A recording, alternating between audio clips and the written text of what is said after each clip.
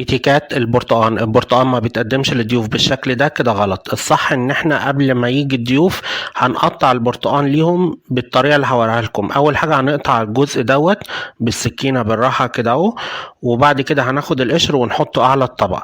بعد كده هنقطع قشره البرتقانه بشكل طولي من غير ما نحفر جامد قوي فيها عشان ما يتاثرش على البرتقان.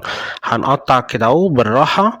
بعد كده هنشق الاربع جوانب اللي فوق دول بالراحه كده اهو عشان يسهل علينا عمليه ان احنا نقشر القشر بعد كده بايدينا.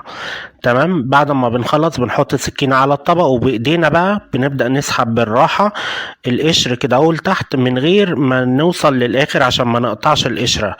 هنقطع كده اهو بالراحه كل القشر زي ما انتوا شايفين بالشكل ده، وبعد ما نخلص هيبقى شكلها عامل زي الورده كده اهو. بعد كده هنتني قشر البرتقان بالشكل ده، وممكن نتنيه على جوه زي ما انتوا تحبوا عادي.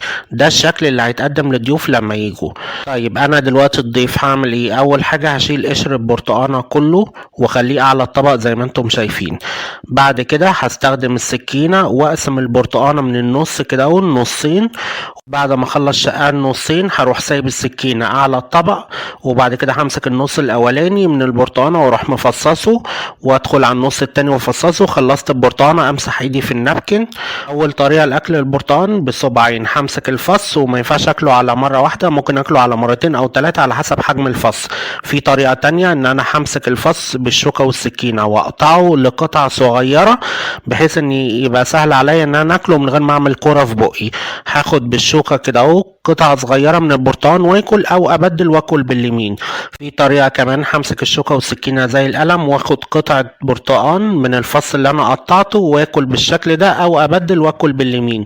في طريقه كمان ان انا همسك البرتقانه برضو بالشوكه والسكينه واقطعها لقطع صغيره، بس هسيب الشوكه والسكينه بشكل متقاطع واروح ماسك بالصباعين كده اهو قطعه برتقان واكلها. وكل الطرق دي صح، وهو ده اتيكات البرتقان.